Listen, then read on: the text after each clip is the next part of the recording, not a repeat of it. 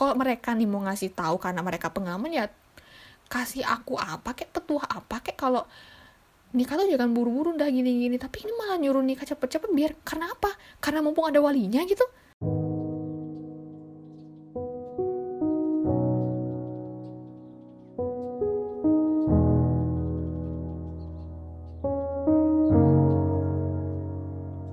Selamat malam pendengar Katanya Podcast. Baik lagi sama Indah buat nemenin istirahat kamu. Semoga apa yang kalian lakukan hari ini bisa berdampak baik untuk masa depan kalian. Sebelum masuk ke episode kita kali ini, pastikan kamu berada di posisi ternyaman kamu. Lepasin beban kamu hari ini biar bisa simak episode ini dari awal sampai akhir.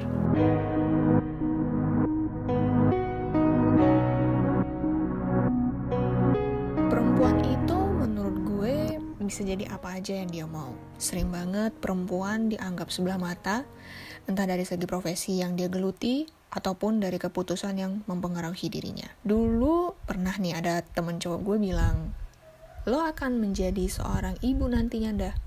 Gue bilang, oh ya, karena gue kan perempuan nih, ya pasti suatu saat gue nantinya bakal jadi ibu gitu.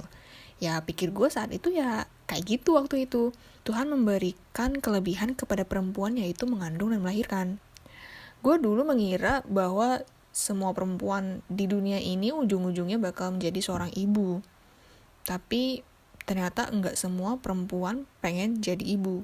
Mungkin ini kedudukannya sama dengan laki-laki, yang dimana enggak semua laki-laki pengen menjadi seorang ayah. Kita hidup di budaya timur yang seringkali kalau masalah relationship, kita dituntut lingkungan, bahkan keluarga sendiri untuk segera menikah. Apalagi kalau kita udah mencapai umur 27 tahun. Seolah-olah umur 27 tahun ini adalah umur sakral dan batas standar yang dipasang orang-orang. Padahal valid juga enggak sih kayaknya. Gue pernah debat sama teman-teman SMP nih. Jadi di sebuah ruangan itu ada 3 orang termasuk gue. Kayaknya sih kita agak iseng ngobrolin ini, tapi lama-kelamaan iseng ini berubah jadi serius gitu. Nah, kita lagi itu ngomongin masalah kapan menikah. Nah, jadi di dalam ruangan itu bertiga. Ada salah satu teman gue yang udah nikah dan punya anak, dan satunya lagi tuh masih pacaran. Nah, gue doang ini yang gak punya pacar. Nah, teman gue yang masih pacaran, sebut saja si B, itu ditargetin umur 25 itu udah menikah sama orang tuanya. Sedangkan saat itu dia udah umur sekitar 22 atau 23 tahun. Itu artinya kalau misalkan dia waktu itu umur 23 tahun, berarti 2 tahun lagi dia harus udah nikah. Nah, saat giliran gue ditanya, kapan lo udah nikah? Nah, gue bilang, gue pengennya menikah itu umur 30 gitu. Nah, teman gue yang udah nikah ini ya sebut saja si A bilang, ya jangan 30 dong dah, batasnya kan umur 27 tahun. Soalnya, kalau umur 30, itu bakal susah lahirannya gitu. Gue nggak tahu gitu loh dari mana standarisasi ini muncul, kapan, siapa yang buat, seolah-olah hanya diperbolehkan hidup single itu sampai umur 27 tahun karena alasan nanti susah mau lahiran. Gue langsung bilang, kalau gue menikah umur 27 tahun tapi baru dikasih anak umur 30 tahun, itu gimana? Kan sama aja gitu loh.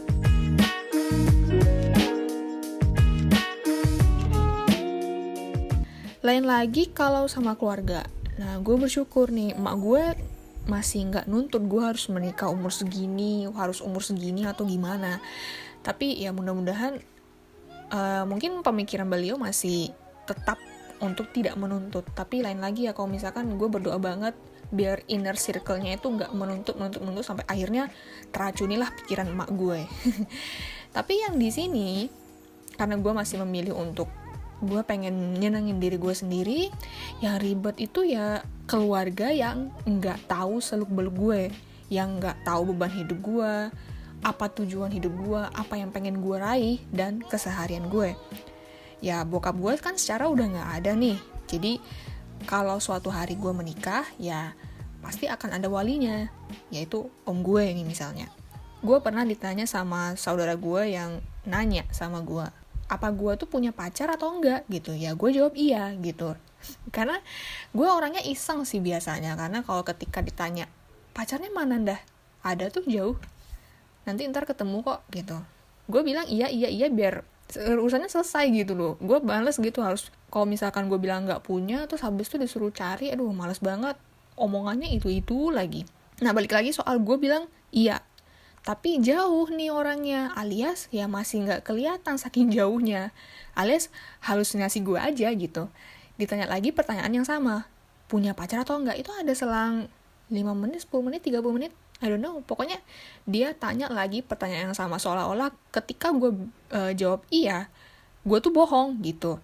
Nah sekarang gue jawab sejujur-jujurnya dong, ya gue bilang enggak gitu. Nah nggak tahu kenapa saudara gue ini nyuruh gue cepet-cepet nikah dengan alasan mumpung masih ada walinya. Itu kayak what? Gue jawab ya gue nggak mau nikah secepat itu dong. Menikah tuh bukan soal ngewe halal, aku dan kamu jadi satu rumah, punya anak lalu bahagia selamanya. Itu tuh cuma dapatnya di dongeng aja gitu loh. Karena kan menurut gue, ya gue makin kesini makin banyak belajar ya. Gue banyak baca buku, gue banyak baca artikel, gue baca dari pengalaman-pengalaman orang gitu. Kalau menikah itu adalah suatu yang sakral, dimana lo harus bisa menyatukan pikiran di kala pikiran kalian tuh beda arah. Tanggung jawab, meredam emosi, seumur hidup tinggal sama orang yang sama dalam satu rumah dan lain sebagainya. Ketika lo menikah, lo bukan hanya menikah dengan satu orang, tapi satu keluarganya, men. Nah, itu yang berat. Nah, gue masih mau ngejar nih apa yang ingin gue raih. Gue ingin mencapai satu persatu apa yang pengen gue raih. Gue masih juga ada tanggung jawab gitu loh. Nah, ketika debat ini berlangsung, selalu mereka tuh berdalih, kita tuh ngasih tahu karena kita pengalaman. Ya, Bu ya kalau mereka nih mau ngasih tahu karena mereka pengalaman, ya kasih aku apa kek, petuah apa kek, kalau nikah tuh jangan buru-buru dah gini-gini. Tapi ini malah nyuruh nikah cepet-cepet, biar karena apa? Karena mumpung ada walinya gitu.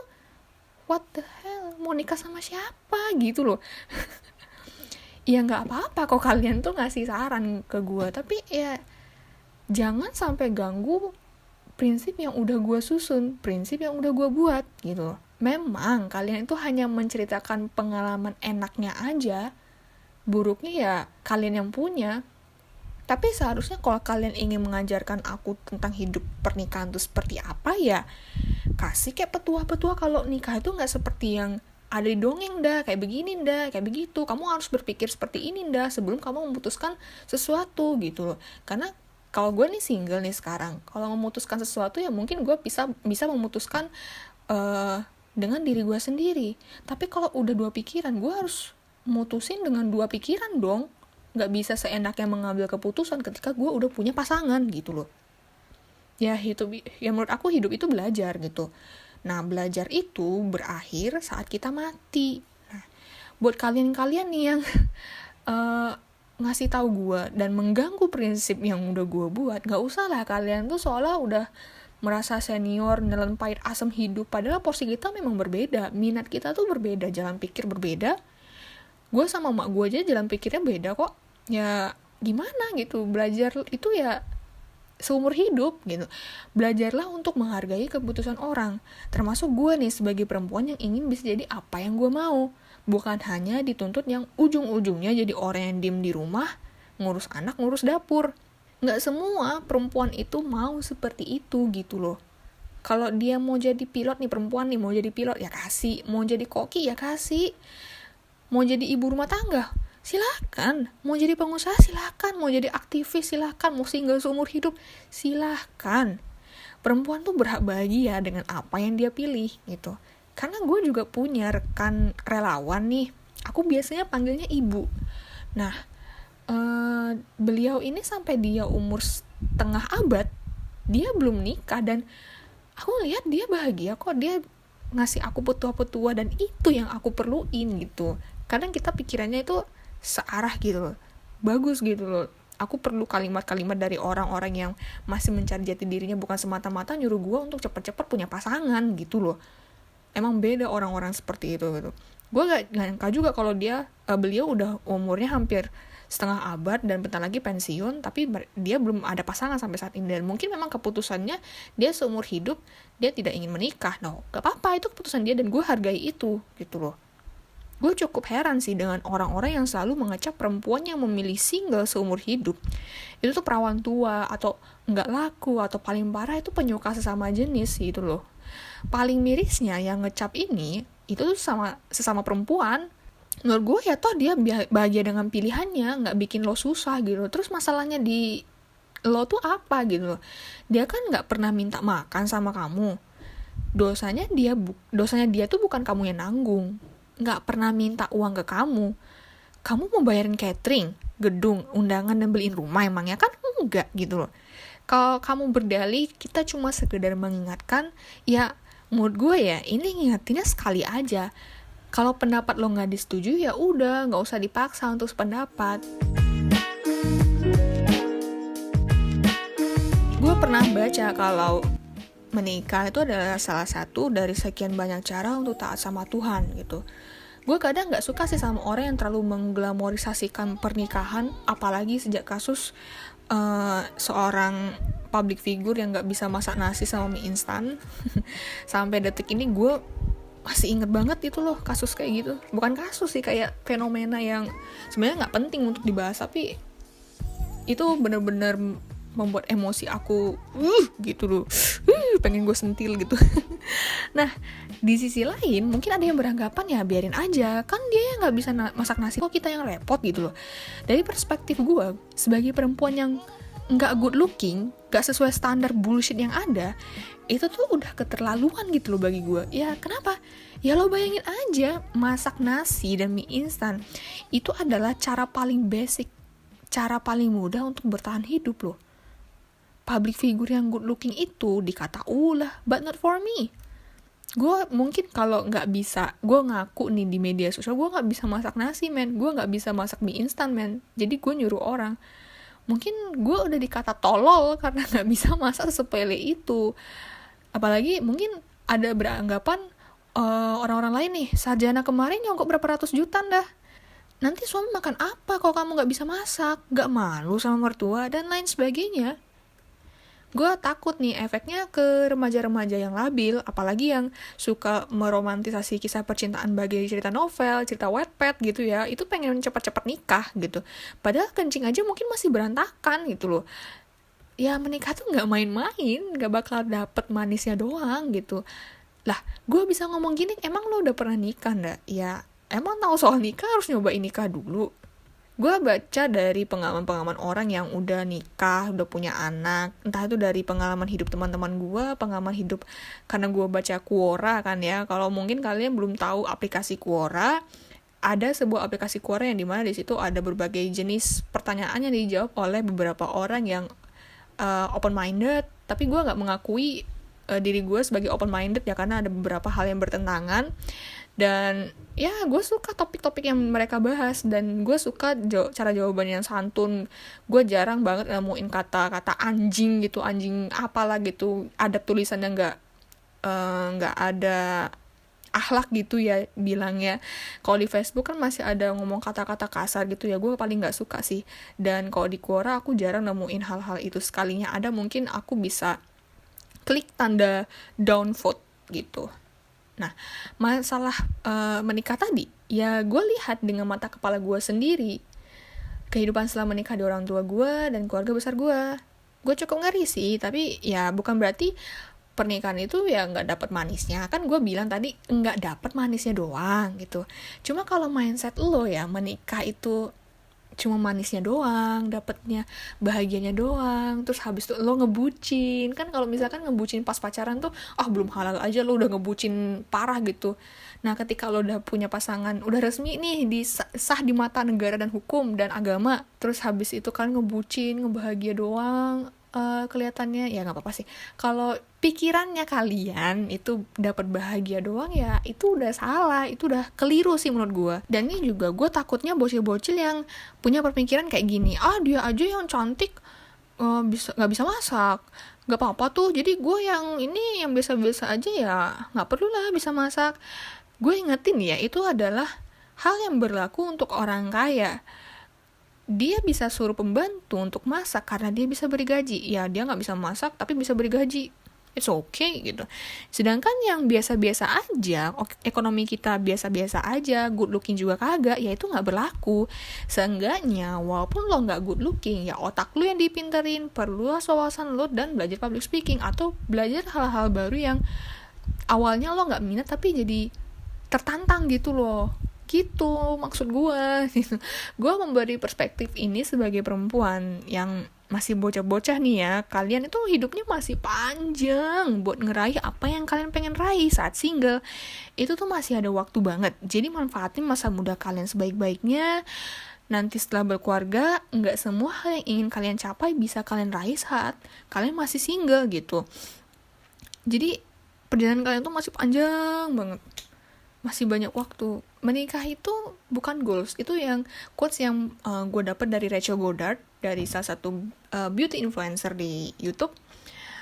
Dia tuh mengatakan bahwa menikah tuh bukan goals. Kadang nih ada orang yang udah menikah tapi memutuskan untuk nggak punya anak. It's okay, asal mereka bahagia. Itu cara mereka bahagia, ya nggak apa-apa. Emang menikah tuh cuma untuk punya anak kan? Enggak ya. Itu yang masih gue permasalahin. Menikah, kalau misalkan mereka menikah memutuskan tuh gak punya anak, it's okay, gak apa-apa. Ada loh kayak gitu, ya gue hargai keputusan mereka gitu. Ada yang memilih untuk gak menikah, it's okay, gak apa-apa. Kenapa kalian ribet? Gue bilang gini, ya emang masih banyak yang harus gue pelajari. Nah, dari sekian banyak pengalaman yang gue baca, pengalaman orang, entah pengalaman dari secara langsung mereka cerita atau dari tulisan-tulisan itu, ini sebenarnya bisa masuk ke ilmu parenting dan cukup menarik untuk gue pelajari saat masih single seperti sekarang ini. Gue saat memutuskan kuliah waktu umur 19 tahun, banyak kok teman-teman gue mutusin nikah daripada lanjut kuliah. Itu balik lagi ke pribadi mereka masing-masing. Gue gak mau ikut campur, tapi kalau kalian bekel aja nih masih minta sama orang tua, aduh gak usah ngadi-ngadi deh lu.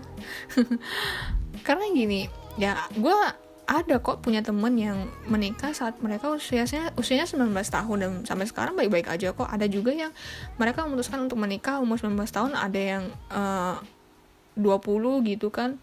Pokoknya saat gue pertama kali memutusin kuliah, awal-awal kuliah, ada yang bahagia, ada yang suka ngeluh gitu loh di media sosial. Gue nggak tahu ya problemnya apa, tapi yang pasti karena perbedaan pikiran itu yang membuat mereka konflik gitu. Nah, kalau menikah termasuk salah satu yang bikin bahagia, ya nggak apa-apa. Tapi yang gue ingetin nih, jangan suka matok umur, harus 27 udah nikah. Lagi-lagi salah perempuan tuh harus nikahnya batasnya umur 27 gitu. Atau mungkin yang kalian yang laki-laki juga pernah dibatasin umurnya sama siapa, sama temennya, sama keluarganya, harus 27 udah nikah gitu kan ya. Emang sejak kapan sih menikah itu kayak sebagai balapan gitu? Emang itu salah satu patokan kita diakui menjadi seorang manusia? Kan enggak. Kita dari lahir itu dari manusia, cuma kadang ada manusia yang kayak anjing gitu ya. Ada manusia yang kayak anjing gitu, yang gimana sih, yang melakukan hal yang menyimpang gitu, yang berbuat jahat itu ya, itu ada manusia yang kayak anjing gitu. Itu enggak jadi salah satu patokan buat kita untuk diakui menjadi seorang manusia gitu. Ya takdir tuh nggak ada yang tahu. Kita tuh nggak bisa nuntut Tuhan memberikan kepercayaan untuk umatnya harus di umur segini atau segini. Tapi bukan berarti kita tuh nggak disuruh untuk mencari. Kita adalah mencari untuk kalau misalkan memang umur segini memang belum jodohnya, ya udah kita serahkan ke Tuhan gitu. Gue sebenarnya ngasal aja jawab.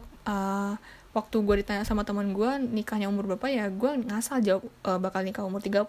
Itu kan patokan gue sendiri. Ya siapa tahu gue baru nikah setelah 30, ya who's know gitu. Atau mungkin sebelum umur 30 gue udah nikah, ya gak ada yang tahu gitu. Gue sebenarnya ada sih jalan menuju pernikahan. Gue pengen nikah, tapi ya aduh, bener-bener gue masih belum punya bekal banyak nih buat menikah itu gitu. Gue masih pengen istirahat, gue masih pengen nyenangin diri sendiri. Banyak banget yang pengen gue raih, karena bagi gue menikah tuh ya pilihan.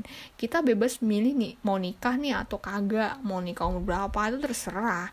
Gue pernah denger nih kalau nggak nikah tuh dosa. Gue berani jamin nih, setelah nikah tuh pasti dosa tuh tetap mengalir gitu loh. Tuhannya lebih tahu, karena apa? Orang-orang itu dengan enak menghakimi dengan segala logical fallacy-nya. Aku nggak suka, aku mending gak usah debat sama aku kalau udah logik lo gak masuk gitu. Jodoh tuh gak ada yang tahu, entah jodohnya di dunia bisa atau bisa juga di akhirat nanti, ya kita gak tahu. Bukan berarti gue pasrah banget nih sampai gue gak nyari, ya gue tetap mencari sosok itu, gue tetap doa buat yang terbaik buat gue ya, meski untuk soal menikah itu masih belum jadi prioritas gue gitu. Semua manusia itu punya dosa guys. Jadi gue balik lagi soal perempuan tuh bebas mau jadi apa yang dia mau gitu. Udahlah, hidup itu udah susah, jangan ditambah lagi susahnya dengan sok menggurui. Nanti ya lo tuh capek sendiri ya kan. Biar dunia selalu menganggap sebelah mata, ya udah biarin aja capek sendiri. Karena kapasitas bahagia itu hanya diri kita sendiri yang tahu. Hanya diri sendiri yang bisa menyelamatkan diri kita sendiri. Sepertinya untuk episode kali ini aku cukupkan sampai di sini. Makasih semuanya yang udah dengerin episode dari awal sampai akhir. Bagi kalian yang mau ngasih saran, enaknya next episode kita bahas apa ya? Atau mungkin kalian punya cerita menarik? Bisa lewat DM Instagram pribadi aku @indahhidayati atau @katanya.podcast, atau bisa juga lewat email di katanyapodcast2@gmail.com. Jangan lupa follow Instagramnya, dengarkan setiap episodenya, subscribe channel YouTube-nya, dan aktifkan notifikasinya biar kalian tidak ketinggalan episode Katanya Podcast. Aku pamit undur diri. Terima kasih dan selamat mimpi.